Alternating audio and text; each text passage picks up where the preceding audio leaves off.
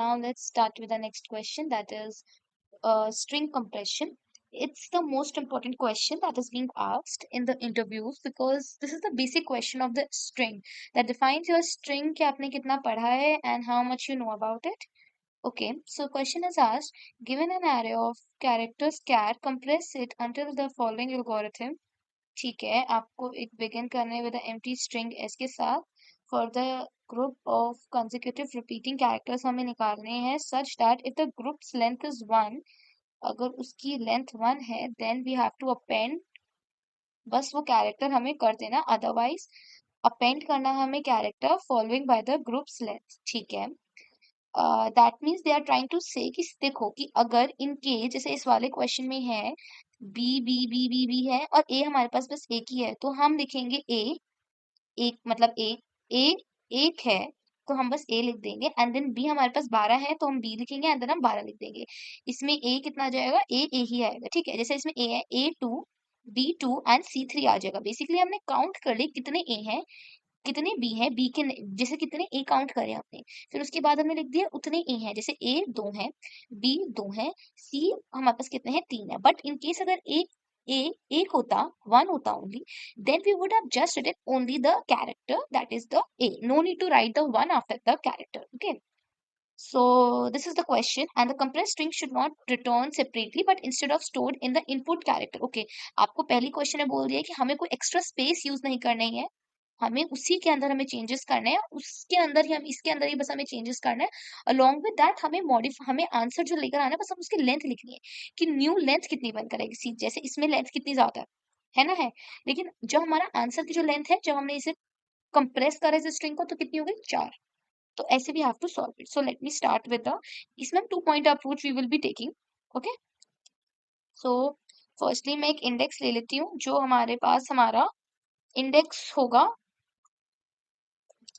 जो हमारा काउंट करेगा कि कितना हमारा कि कितनी इंडेक्स की हमारी स्ट्रिंग बन रही है. जैसे ये 6, ये सब हमारा इंडेक्स दे रहा होगा. ठीक है, अब हम नेक्स्ट चलते हैं एंड इंडेक्स को हम यहाँ पे इनिशियलाइज कर देते हैं विद दैट ऑफ 0. ओके, सो अगर हम नेक्स्ट आगे चलते हैं तो हमने कहा कि देखो अब हम 2 पॉइंटर लेके चले, तो हमने सबसे पहले ले लिया स्टार्ट इज इक्वल टू, हमने 0 ले लिया. ठीक है, फिर हमने करा वाई, हमारे पास जो स्टार्ट की वैल्यू है वो लेस देन है किसके, स्टार्ट हम पहला वाला इंडेक्स हो गया. ठीक है ना, किसके है, कैर्स डॉट लेंथ की. ओके, कैर्स डॉट लेंथ की है. जैसे हमें पता चला कि स्टार्ट की value cats dot length suppose इस क्वेश्चन में कितनी है, 1 2 3 4 5 6 7 7 है, राइट.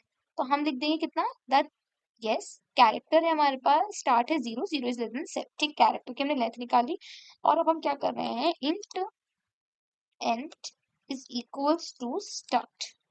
ओके, हमने एंड को भी वही वाली पोजीशन दी है, 0 इंडेक्स पे ही अभी हमारा स्टार्ट है और 0 इंडेक्स पे ही हमारा एंड है. ठीक है, अब हम चलाते हैं आगे का वाइल.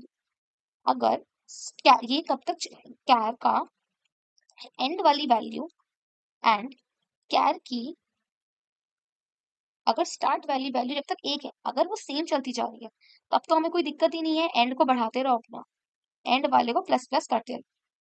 जैसे इसमें ये दोनों है, जब वो इस पर आएगा तो एंड ऑफ कैरेक्टर की आई और उस एंड की वैल्यू, सॉरी स्टार्ट और एंड की वैल्यू दोनों की सेम हो जाएगी.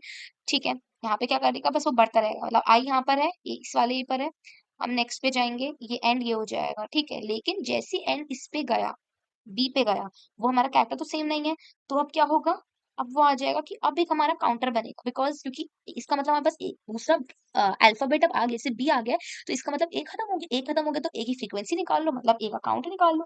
तो हम वही करेंगे, हम इंट काउंट करेंगे कैसे, स्टार्ट माइनस एंड, सॉरी हमें लिखना चाहिए इंट माइनस काउंट करके एंड माइनस स्टार्ट. इस हमें एंड की इंडेक्स कितनी हो गई थी, 0 1 2 2 पर यहाँ एंड आ गया था आपका और यहाँ पर आपका क्या आ गया था बच्चों, start. That means this is 2 this is 0, so 2 minus 0 is 2, that is count की हमारे पास वैल्यू आ गई 2. इसका मतलब फ्रीक्वेंसी आई थिंक 2 हो सकता है. फिर हम एक अपना इसमें इसे रख देंगे इंडेक्स वाला जो था प्लस प्लस इंडेक्स, एक हम ऐड कर देंगे इंडेक्स को और उसमें हम क्या रख देंगे, हम कैर ऑफ स्टार्ट. तो यहाँ पर अभी हमारे पास क्या था, इंडेक्स की जो वैल्यू है वो